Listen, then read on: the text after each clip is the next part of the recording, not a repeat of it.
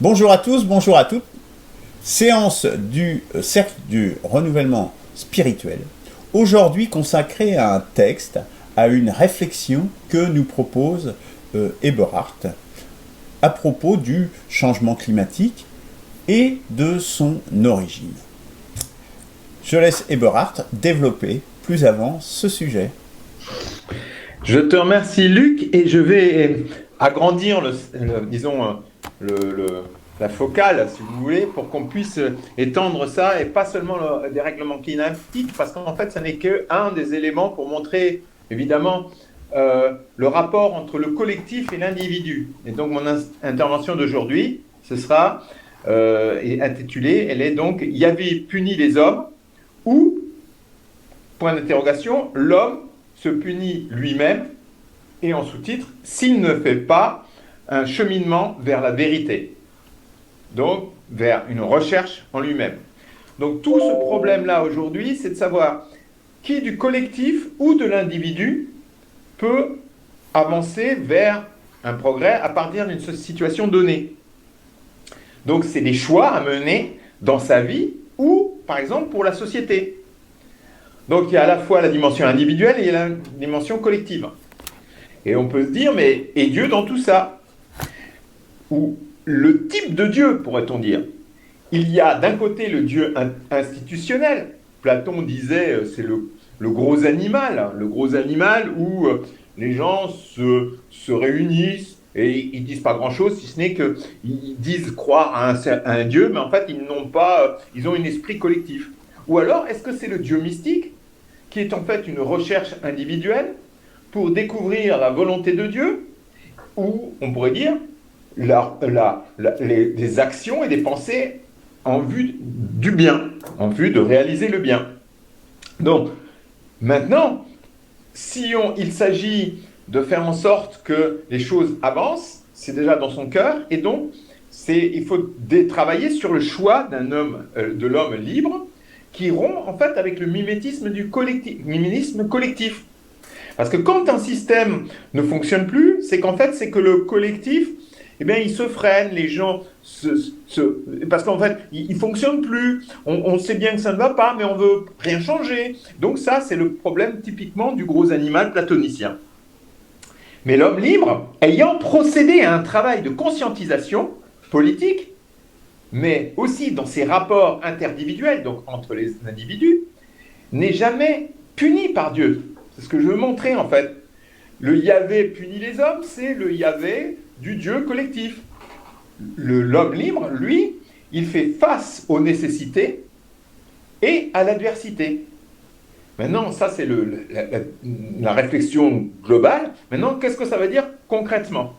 Concrètement, par rapport à l'écologie, mais par rapport aussi à différentes choses, c'est l'homme libre en Europe, c'est, s'il est vraiment honnête avec lui, il aura recherché, il aura étudié, etc.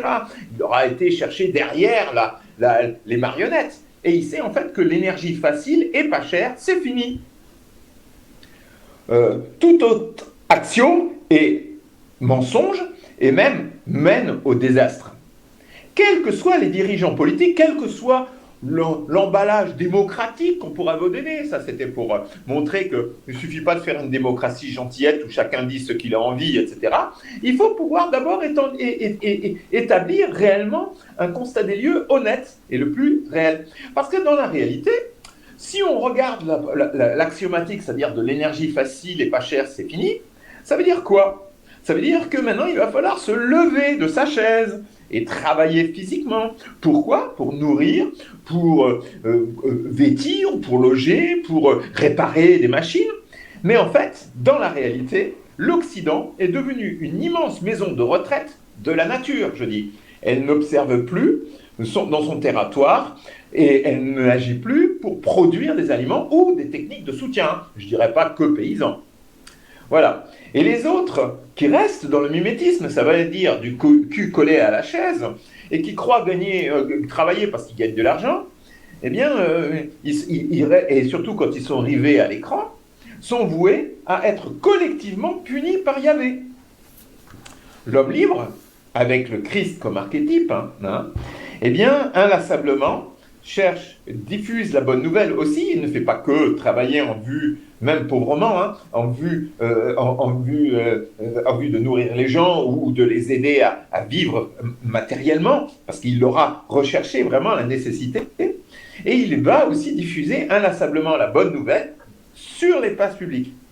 Les Internet et les réseaux, donc Internet, sont insuffisants. Même, je dirais même quasiment contre-productifs. Parce qu'en fait, on croit qu'on fait la bonne chose parce qu'on se sera réunis avec plein de copains ou pas de copains, on se sera bien envoyé des vertes et des pas mûres sur les aspects théoriques, mais la partie pratique, elle n'est pas mise en place. Le seul, aujourd'hui, espace libre, physique, hein, j'ai bien dit, hein, pour pouvoir, c'est les marchés de plein vent. Parce que c'est là qu'on va rencontrer vraiment en chair et en os les êtres humains et on va se rendre compte quelles sont nos faiblesses, quelles sont nos forces pour essayer de construire quelque chose. Donc, l'objectif, dans une situation où le pétrole est omniprésent, mais dans toutes ses formes, hein, toute l'énergie facile qui l'est de moins en moins, et c'est pour ça qu'on paye de plus en plus, eh bien, l'objectif est de convertir chacun d'entre nous afin de devenir libre. Cette conversion doit donc d'abord passer par le cœur avant d'engager une démarche matérialiste. Donc il faut d'abord se convertir, disons, chercher le pain surnaturel, comme on pourrait dire du point de vue symbolique, pour pouvoir produire le pain naturel et tout ce qui va avec. Voilà, c'est en quelque sorte, voilà ce que j'appelle sauver la patrie par la grâce de l'Esprit Saint. L'Esprit Saint, c'est de vouloir le bien pour soi-même, mais surtout pour la société. Voilà, c'était toute ma petite intervention de début.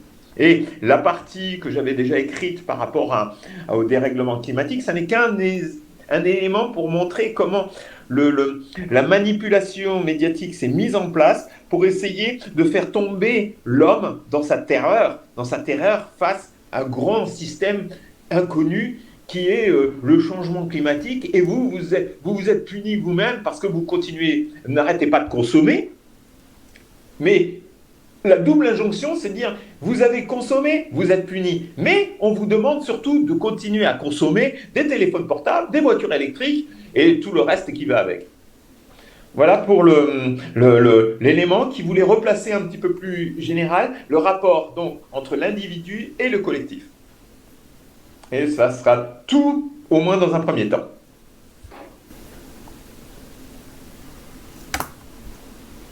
Merci Eberhard. Je ne sais pas si Christian veut réagir en premier. Pour ma part, j'ai été quand même... j'ai pas compris grand-chose au début de l'intervention. Je dois bien l'avouer. C'est pour ça que j'ai levé la main à un moment donné. Parce que tu as parlé de plein de choses. Et je comprenais rien à ce que tu disais. Donc, voilà, donc bon, je ne sais pas si d'autres... si les gens qui vont voir... concrètement, est-ce que tu as une question particulière ou tu n'as vraiment rien, Non, après ça s'est un petit peu éclairci, mais c'est bon. Est-ce que le rapport entre l'individu... C'est mon ressenti, là je suis vraiment que sur du ressenti, et voilà. Après, Christian, peut-être toi tu as mieux... Alors ton micro est coupé, Christian. Alors, je ne sais pas si j'ai mieux. Hein. Bon, j'ai des choses, oui.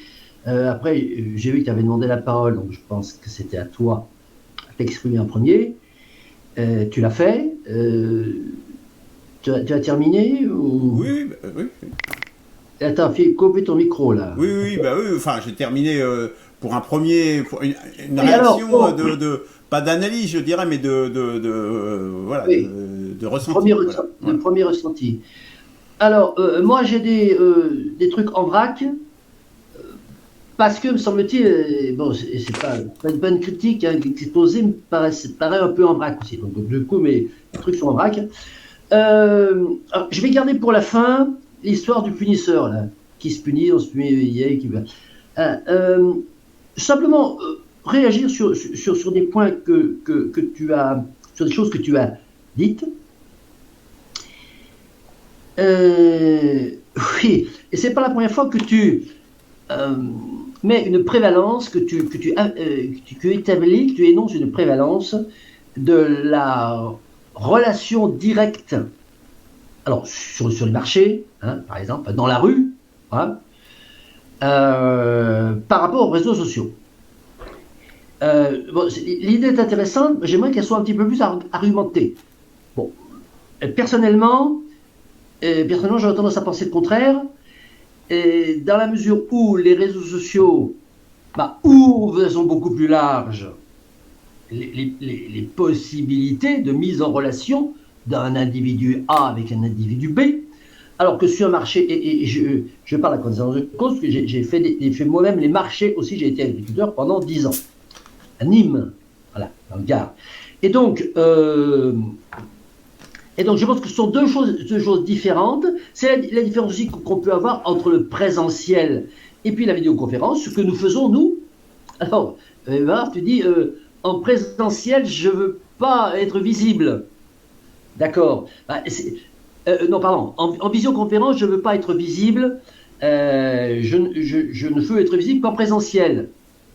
Oui, mais moi, je te rétorquerai que dans la mesure où tu fais de la visioconférence, si tu es visible, c'est un petit peu mieux que si tu n'es pas visible. Mais pour revenir sur l'opposition entre réseau et réseau social et puis contact direct avec les gens dans la rue, pour avoir fait beaucoup de présentiels, réunions, alors pas dans la rue, mais dans des réunions où les gens, des salles, les gens venaient, et un petit peu dans la rue aussi, et avoir fait ensuite, après le Covid, par nécessité, mais ensuite, c'est vrai, j'y ai pris goût, de la relation déportée via vidéoconférence. Je pense que les deux sont complémentaires. Hein. Ils ont tous les deux des spécificités. Il y a un impact, une force dans la contact direct qui est évidente, mais il y a une puissance, je dirais, d'instantanéité et de potentialité de réunir des personnes qu'on ne pourrait pas réunir de façon physique dans les réseaux sociaux. Voilà. Bon, ça c'est le premier point. Tu as parlé ensuite de l'esprit sain. L'esprit sain, c'est vouloir le bien. Oui, alors ça c'est intéressant, c'est développé. Le problème, c'est de savoir qu'est-ce que c'est que le bien. Bon, voilà. Donc là, j'ouvre un débat. Alors, à propos du changement climatique, où ils ont d'une autre externalité négative qui va être vécue comme une punition, puisque si on considère que le changement climatique est néfaste, c'est encore un autre débat. Admettons, si on fait présupposer que le changement climatique est néfaste, on va dire que c'est une punition. D'où vient-elle? Est-ce que c'est l'homme qui crée lui-même le fouet pour se battre? Ou est-ce que c'est Yahvé? Bon. Et là, tu fais intervenir la manipulation médiatique. Et j'aimerais que tu... Alors, c'est évident qu'il y a une manipulation médiatique. C'est évident que les médias nous disent ce qu'il faut penser. Les médias mainstream, parce que sur le thème précis du réchauffement climatique, on a une communication officielle, le GIEC et toutes ses déclinaisons, et puis il y a une contre-information, alors beaucoup moins médiatisée bien entendu, mais qui existe et qui dit le contraire. Bon, donc la manipulation médiatique mainstream, c'est vrai que la majorité des gens, l'immense majorité, fonctionne sous la propagande des médias mainstream. C'est là que je vois pas bien l'articulation. Qu'est-ce que ça vient faire dans la punition? Alors, je crois qu'en fait, ce que tu veux dire, et donc je parle sous ton contrôle, et tu sans doute le valideras ou l'infirmeras, tu veux dire que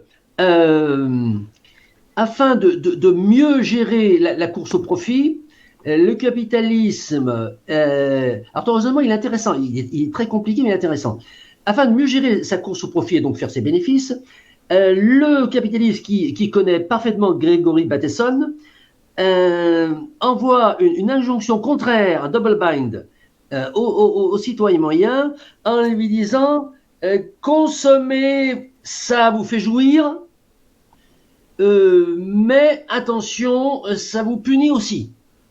Et que là, il y aurait. Alors là, bon, c'est intéressant, mais je ne vois pas en quoi le fait d'associer la jouissance de la consommation, la jouissance consumériste, à l'idée d'une punition par une externalité négative de cette consommation capitaliste, ça arrange le capitalisme. Sauf et alors c'est intéressant, sauf à introduire le green business, c'est-à-dire qu'on est dans un système gagnant-gagnant. Le capitalisme fait du pognon avec donc la création des produits de consommation que le consommateur achète. Ces produits de consommation créent le réchauffement climatique, qui est une externalité négative, donc qui est une punition, qui est un coup de fouet, mais en même temps, il produit le capitalisme. Il produit le remède à ce réchauffement climatique par tout un tas de géo-ingénierie ou de tout un tas de bazar qui vont aussi lui rapporter de l'argent. C'est-à-dire que le green business est un département annexe du capitalisme traditionnel, capitalisme vert, et le réchauffement climatique a été créé parce que c'est vrai que d'un point de vue psychologique, le capitalisme sait que l'homme fonctionne bien comme ça en injonction contraire, mais il lui donne le remède pour l'externalité négative qui est créée lors de cette deuxième injonction. Voilà. Ensuite, pour terminer, qui se punit? Est-ce que c'est Yahvé, donc exégèse de ton intitulé? Est-ce que c'est Yahvé qui nous punit ou est-ce qu'on se punit nous-mêmes? Alors là, je suis catégorique, c'est Yahvé qui nous punit. C'est Yahvé qui nous punit. Alors bon, Yahvé, pour moi, il n'existe pas. Bon, je vais faire comme Spinoza, je crois Spinoza, ou Hobbes, qui dit, bon, de toute façon, Dieu, c'est la nature. Voilà, on remplace. Chaque fois qu'on met Dieu, on met la nature à la place, et après, tout fonctionne. Bon. Et donc, oui, bien sûr que c'est la nature qui nous punit. Voilà, c'est pas nous. C'est pas nous. Voilà. La nature, d'abord, elle nous regarde de haut, elle s'amuse. Tiens, là, ça fait 170 ans, ils font des trucs, là, tu vas voir, c'est qui va tomber. Alors, et ça en fait, il y a un miroir un balancier avec le déluge. Le déluge, bon, c'est Yahvé qui a dit, oh là là, attends, j'ai créé des êtres humains, et puis, il y a quelques temps vraiment, ça ne va pas du tout ce qu'ils ont créé, je vais leur mettre le déluge, on va partir à zéro. Et là, avec le réchauffement climatique, mais pas que, on généralise toutes les externalités négatives créées par le système industriel capitaliste croissanciste, va déboucher sur une sorte de déluge inéluctable, qu'on peut déjà décrire, que je décris d'ailleurs dans mon bouquin qui s'appelle Histoire économique et politique du XXIe siècle. Donc je décris tout ce qui va se passer entre maintenant et 2100. Et c'est clairement la nature qui nous envoie des sanctions irrémédiables qui nous obligeront, disons, à passer sous ces... Tu veux permettre maintenant? J'ai un mot pour terminer. Vas-y. Et donc, c'est la fin de l'autonomie et on entre dans l'ère de l'hétéronomie. Voilà. En fait, ce que je voulais montrer dans le premier texte qui a été publié, c'est en fait la mécanique de com des médias qui veut faire en sorte que l'homme soit terrorisé. Au lieu qu'il redescende à un niveau individuel et qu'il choisisse à enfin réfléchir, et surtout quand par exemple on leur dit une chose très simple sur l'alimentaire, c'est en gros on leur dit acheter écolo, acheter bio, acheter machin. Bon, ils s'en foutent que si c'est pas abordable ou pas. Mais par contre, ils vont continuer, les mêmes ou indirectement sous le faux nez des politiques, ils vont signer des accords de libre-échange pour nous importer des produits industriels qui viennent du monde entier et qui vont faire le dumping pour que l'agriculture locale ne puisse pas vivre et ni survivre. D'accord? Eh bien, c'est ça le double bind. On dit achetez bio, mais en fait, il faut que vous. Enfin, bio ou pas bio, je veux dire, achetez local, mais ils empêchent l'agriculteur de survivre parce qu'en fait, ils font des accords de libre-échange pour que on puisse leur vendre notre camelote industrielle et qu'on laisse rentrer la bouffe industrielle qui vient d'Amérique ou de Chine ou d'ailleurs, ou d'Afrique. Donc, l'idée, c'est qu'en fait, c'est que et tout ça est emballé. Et si j'ai utilisé l'image Yahvé, c'était une façon de dire, ils utilisent les mêmes mécaniques de l'Ancien Testament, de l'homme d'il y a 4000 ans, en gros, d'accord, qui lui pensait réellement que c'est Yahvé qui nous punit par les disettes, par les sauterelles, par les tornades, etc., etc. Et donc, ils essayent de faire régresser les gens au niveau du collectif, au niveau du gros animal.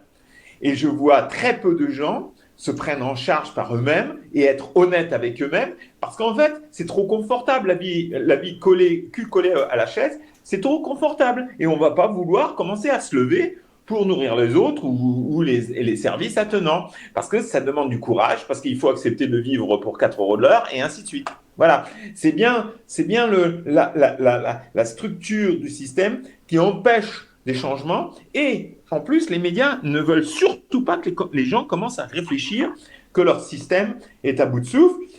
Et s'il est à bout de souffle, ne vous inquiétez pas, nous, le système, on s'occupe de tout. Il suffit que vous achetiez des voitures électriques et on va sauver la planète, ou etc. Voilà. Je sais pas. Alors, l'esprit du. Alors, je vais répondre à ta question. Esprit saint, vouloir le bien. Bah, c'est vouloir qu'un bien, disons, abstrait, puisse trouver une transformation pratique. Et c'est là, d'un seul coup, que l'Esprit Saint te touche personnellement, parce que tu as été au bout de ta réflexion, et c'est là que tu vas porter une vérité. C'est la conjonction entre le bien et la vérité, l'Esprit Saint. D'un seul coup, crac, tu l'incarnes. C'est ça aussi dans le système chrétien, beaucoup plus que toutes les autres religions. Hein. C'est incarné, c'est-à-dire tu le portes dans ta chair. D'accord? C'est ça le point. Et dernier point, pourquoi je mets une prévalence? C'est vrai que les réseaux sociaux, c'est sympathique, comme nous aussi, on papote gentiment, mais physiquement, et tu revois toujours les mêmes personnes et ils voient que tu leur fournis des biens, des biens qui sont incontournables, que même le système industriel ne peut pas fournir, d'accord? Ou pas d'aussi bonne qualité. Donc, ils vont venir à toi parce qu'ils sentent que personnellement, tu es proche d'eux physiquement, tu les soutiens et tu leur fournis quelque chose qui est absolument essentiel pour leur vie, c'est de manger. Voilà. Mais de mettre derrière, et c'est ça pour ça apporter de la bonne nouvelle, c'est de dire il y a quelque chose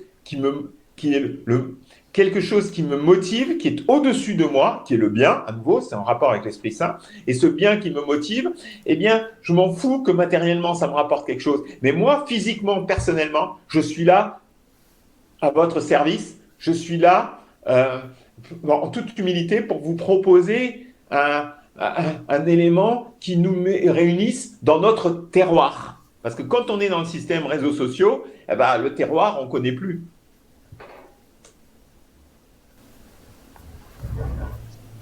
Alors, je vais Luc, on t'entend pas. prendre Voilà. la parole. Alors, j'avoue que cette séance était un peu bizarre pour moi, parce que j'ai du mal à trouver mes marques. Pourtant, ce sont des sujets, des thèmes qui me tiennent à cœur.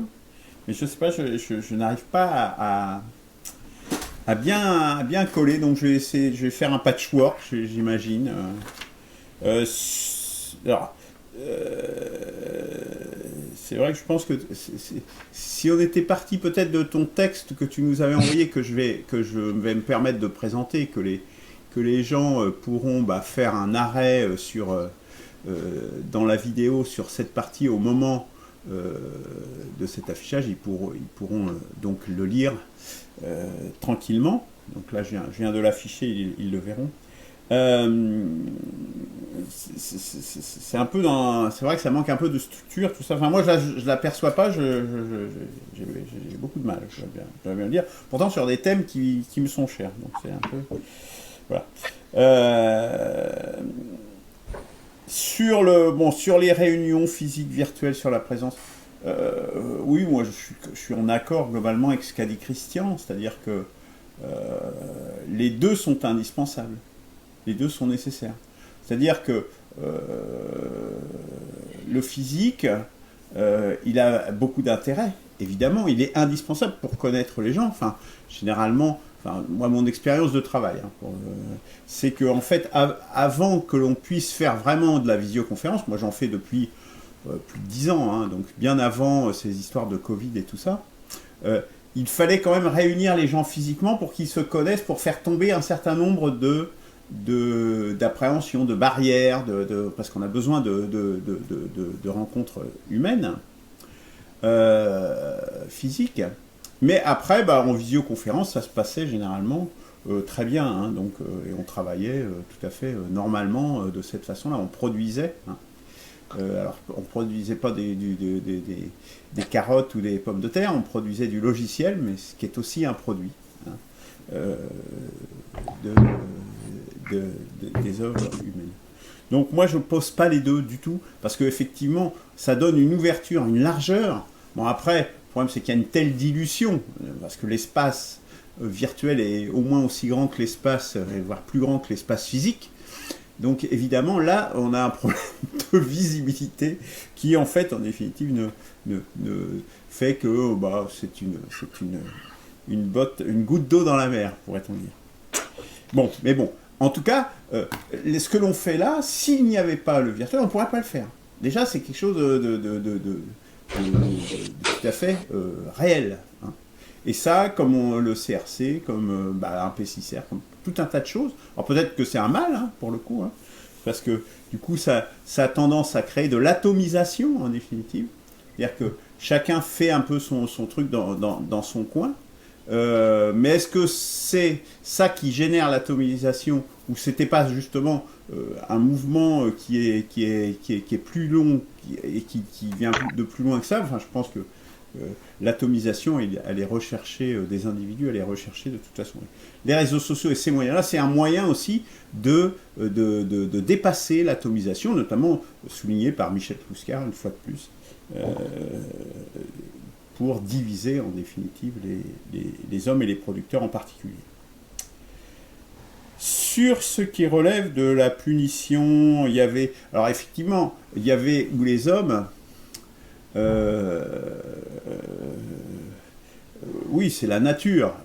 Comme disait Spinoza, alors je ne sais pas qui est le premier à avoir énoncé ça. Tu dis Hobbes, moi je pense que c'est plutôt Spinoza qui dit l'homme donc la nature, Dieu donc la nature. Hein, c'est Spinoza. Je pense que c'est plutôt Spinoza qui le dit systématiquement. Hein, c'est pas juste, c'est systématiquement cela.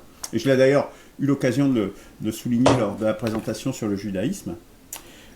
Si on dit effectivement c'est la nature qui se mange, moi j'aurais tendance à dire le cosmos, du coup qui inclut l'homme dedans, l'homme quelque part se punit lui-même parce qu'il est à l'origine de la société et des dérèglements, des pollutions, notamment sur les aspects climatiques, mais des pollutions spirituelles également par son matérialisme exacerbé, par cette société, ces mers de béton que sont les villes, etc. etc. On peut prendre ces multifacettes, je dirais multidomaines. Alors, le capitalisme s'occupe de tout, il y a une tentative de régression. Oui, c'est certain. Et c'est ce qui explique d'ailleurs la tentation, et je dirais même la trajectoire, qui n'est pas simplement autoritaire, que certains nient déjà. Hein. Hier, dans une réunion, il y avait des gens avec qui, de la France Insoumise d'ailleurs, je pense, ils disaient « mais non, c'est un régime un petit peu autoritaire, etc. » Non, il n'est pas simplement autoritaire, il va vers le totalitarisme, justement, dans l'esprit que tu disais, Berard, en disant « on est en train de détruire des trucs, mais c'est pas grave, on s'occupe de tout. » C'est comme avec le Covid. Avec le Covid, on a une maladie parce qu'on a une pandémie. Alors, quelle qu'en soit l'origine exacte, mais en tout cas, une pandémie, le fait que c'est une pandémie, c'est lié à la mondialisation, ça c'est incontestable, quelle que soit l'origine, fabriquée, pas fabriquée, je ne rentre pas dans ce débat, c'était quelque chose qu'on pourra peut-être jamais trancher, peu importe. Ce qui est important de voir, c'est que ce développement, cette explosion à l'échelle planétaire, pandémie, c'est très exactement lié à la mondialisation. Et on vous fournit le remède, c'est-à-dire surtout ne faites pas confiance à la nature, ne faites pas confiance à vous-même, ne faites pas confiance à votre médecin. On va vous donner le remède, et le seul remède, c'est un vaccin. Et pas n'importe quel vaccin, un vaccin à la pointe de la technologie, etc., etc., etc. Donc une fuite en avant, en définitive, technologiste, qui mène au transhumanisme. Bon. Mais je suis pas sûr d'être exactement dans le sujet. Alors, Si. j'étais exactement dans le sujet que tu présentes, Eberhard. C'est pour ça que je suis un peu... Non, après, si. Est-ce que le physique... Est-ce que... Je lui pose la question, est-ce qu'on va retourner au travail physique, etc. Moi, je pense que dans cette phase de barbarie, en tout cas, dans laquelle nous rentrons de plein pied, oui, il faut... Enfin, moi, d'ailleurs, je le pratique depuis plus de 10 ans, hein, c'est justement d'avoir des moyens physiques et de travailler physiquement. J'ai toujours travaillé physiquement, c'est très important. D'essayer, il y a plein de gens qui font ça, c'est tout ce qui s'appelle les résilients, les gens qui cultivent des jardins, etc. Et puis des jardins il y en a même qui visent l'autonomie. Alors l'autonomie, à mon avis, est complètement illusoire. Mais il y a beaucoup de gens qui sont conscients de ça et qui se projettent au moins un passage vers cet avenir barbare, je dirais. Après, est-ce que c'est la fin des énergies fossiles et tout ça, est-ce que la fin de la croissance est inéluctable? Certes. Après, mais là c'est un autre débat qui débat. Est-ce qu'il derrière il y a forcément une chute et un effondrement inéluctable, ou il y a la possibilité d'une certaine stabilisation à un certain niveau? Rebond? C'est un autre débat. Non, c'est pas un rebond. Alors, un rebond civilisationnel, mais c'est... moi j'ai deux courbes, justement ça tombe bien, hein, je vais la montrer à l'écran. J'avais fait ça il y a quelque temps. Hein. C'est soit en fait la barbarie, vous voyez, c'est la courbe du haut rapidement, soit on plonge dans la barbarie et puis à la fin de la courbe, on ne sait pas trop jusqu'où ça peut descendre, hein, ça peut descendre peut-être jusqu'à 0. Ou bien, est-ce que l'on peut arriver, alors peut-être ça descendra un petit peu plus bas là, j'en sais rien, voilà, mais c'est la forme globale de la courbe, ou est-ce qu'on arrive sur un système un peu comme ça, en genre de taux ondulé?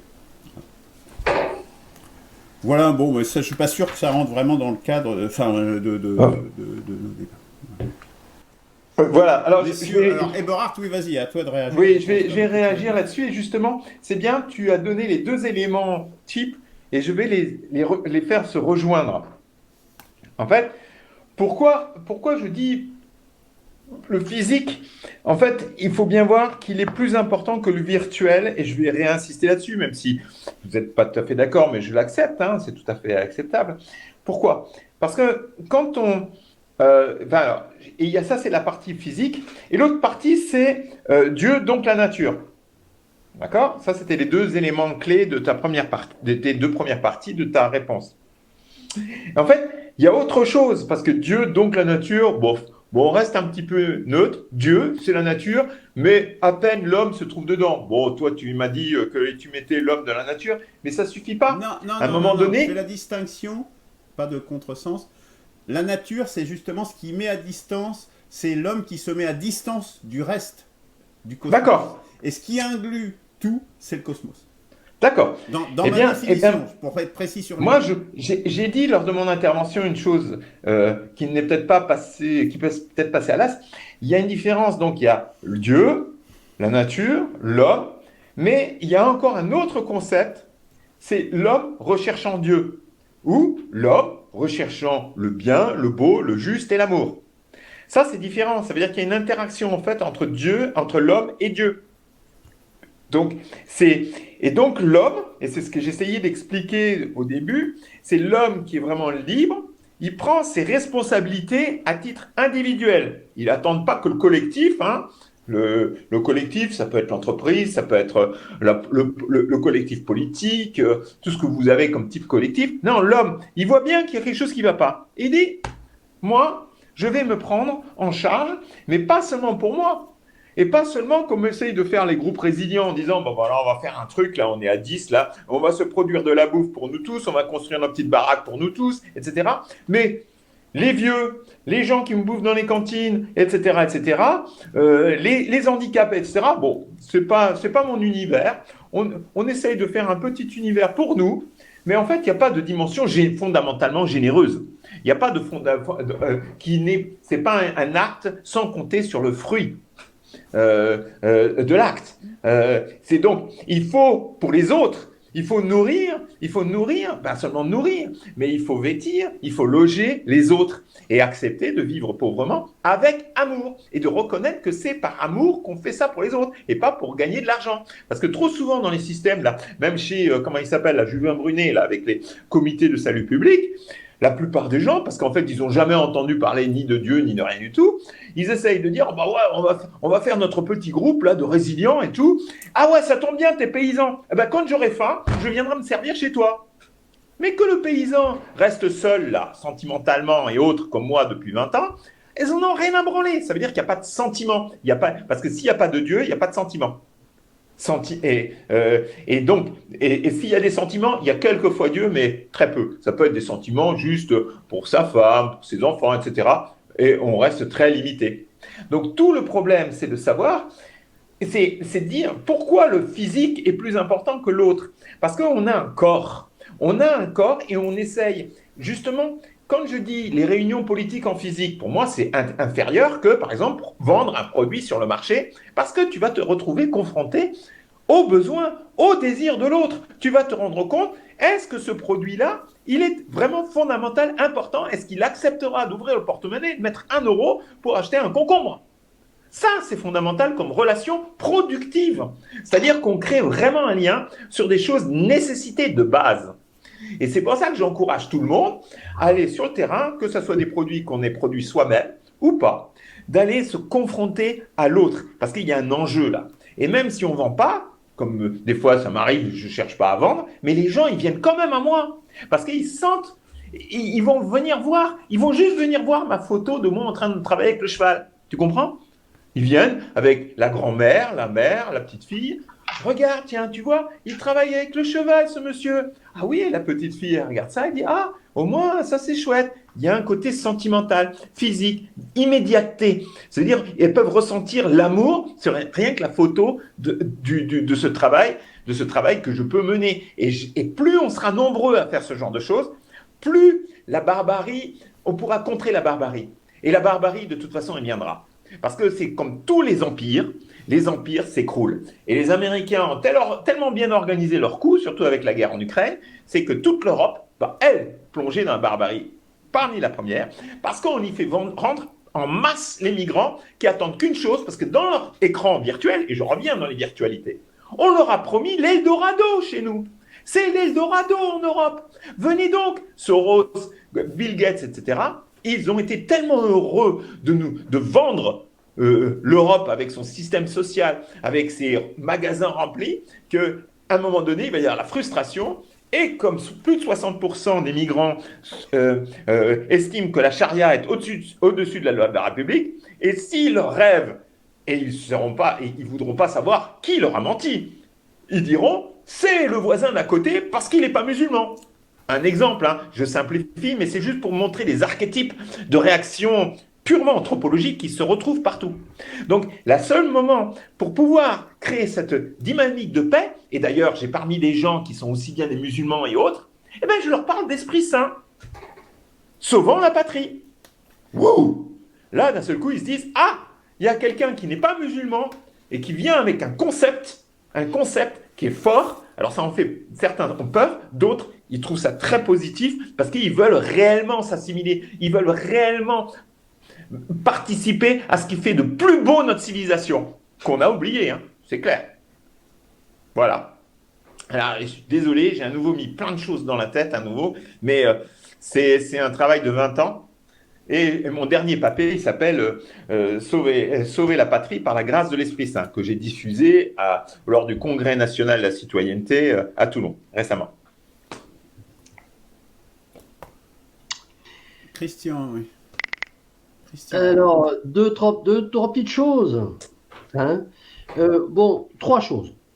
Je voudrais qu'on s'attarde quand même pas trop longtemps sur cette opposition réseau virtuel, réseau physique.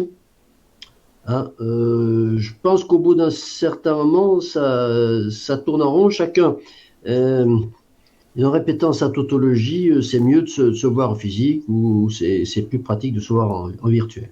Bon, le deuxième point, c'est cette affaire d'Esprit Saint. Esprit Saint, c'est vouloir le bien.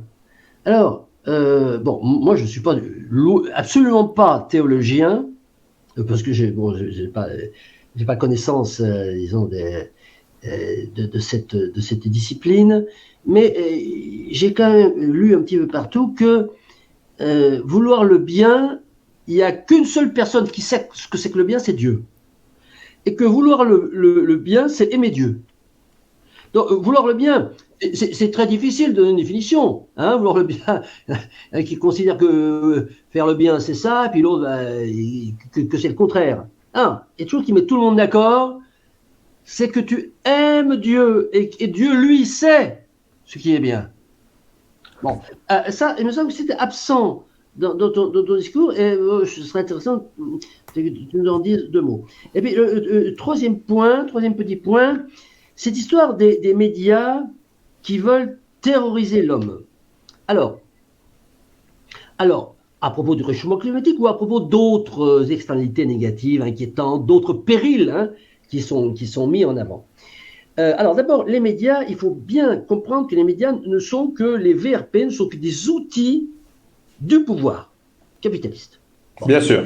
Voilà, alors, donc, c'est le pouvoir capitaliste. Donc, si tu enlèves médias, tu mets pouvoir capitaliste, disons, l'organisation capitaliste, l'industrie, l'économie, l'oligarchie productive capitaliste veut terroriser l'homme. Pourquoi? Alors, on a déjà vu deux objectifs, deux raisons. La première, alors ça, c'est le double bind, etc., Bateson, etc. Voilà. Pourquoi est-ce que c'est intéressant d'agiter à la fois l'envie de la jouissance par la consommation et la peur, l'inquiétude, le péril. Je consomme, je jouis, mais je me mets en péril. Voilà. Pourquoi c'est intéressant pour le capitalisme?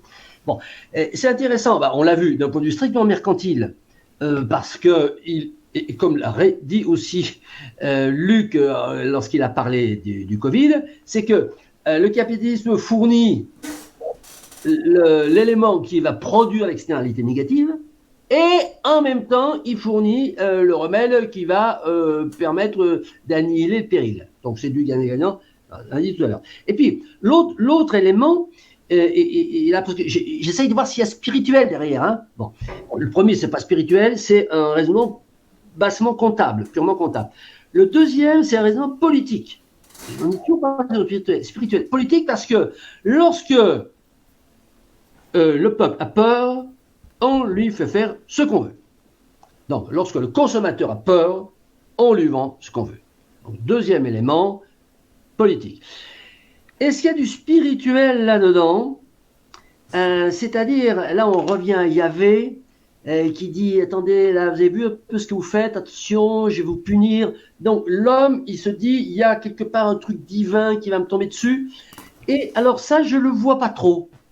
Justement, je ne vois pas trop, ce serait intéressant que tu nous donnes les stigmates de cet élément spirituel qu'il y a dans effectivement cette réalité du consumérisme qui produit des périls.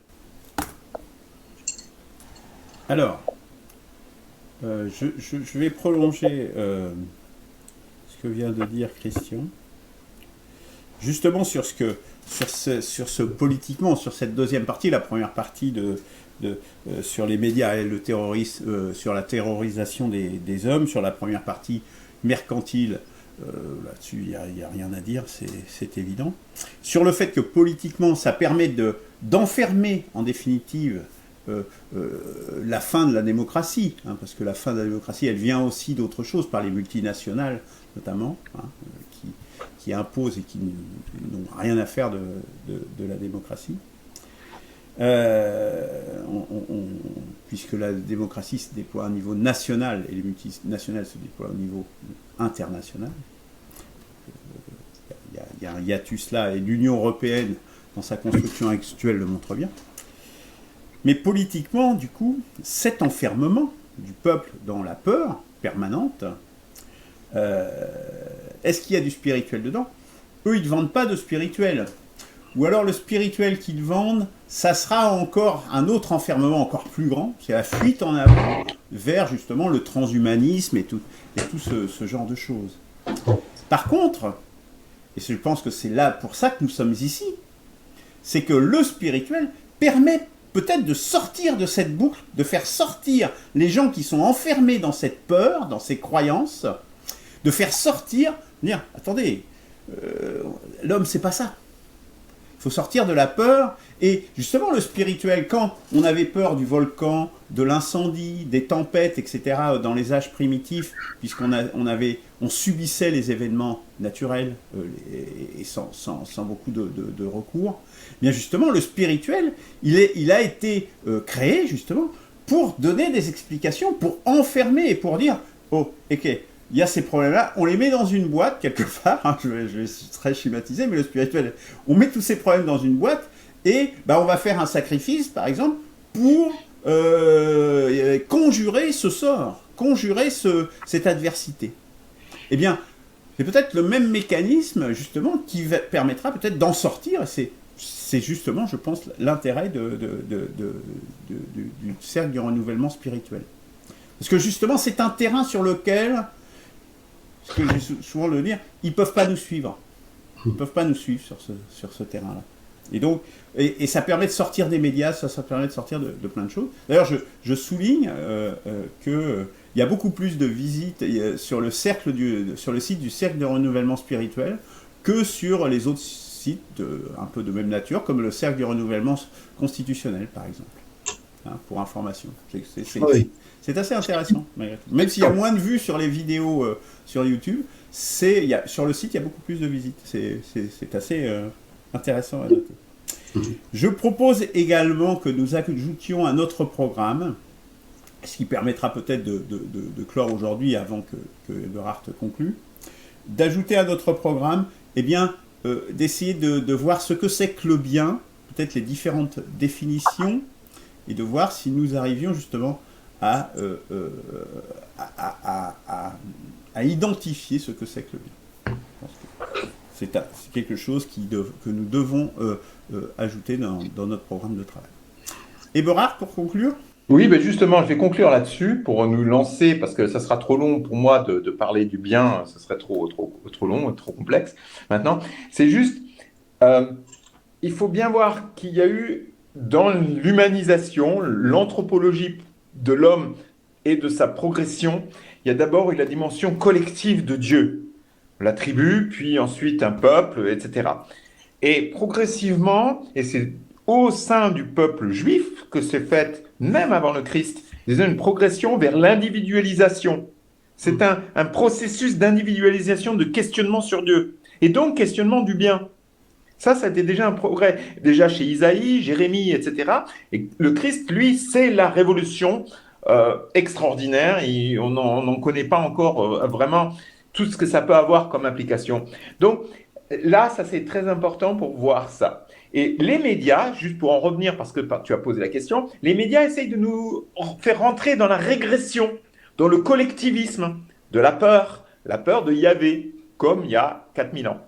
Et enfin, qu'est-ce que le bien? Le bien, c'est en fait, si on veut le voir sous une dimension individuelle, d'ailleurs dans le progrès humain, c'est de faire un travail de conscientisation individuelle. Ne pas se mentir et agir en conséquence. C'est-à-dire de telle manière à ce que, vu que la nature, c'est ce qui nous a été donné par Dieu ou par une force inconnue, eh bien, qu'est-ce que je peux, moi, concrètement faire pour progresser, pour que l'humanité soit moins miséreuse, moins souffrante? C'est tout là-dessus que je terminerai. Merci Eberhard. Mais je conclurai par une interrogation, justement. Ce chemin que tu traces par Dieu du groupe vers l'individualisation, notamment porté par le judaïsme et le christianisme, est-ce que, dans notre renouvellement constitutionnel, est-ce que c'est pas justement la trajectoire, le chemin un peu inverse qu'il faudrait faire pour, au moins en partie, réconcilier le groupe et l'individu? Question ouverte que je pense nous pourrons peut-être également porter au programme de nos travaux. Merci, à bientôt.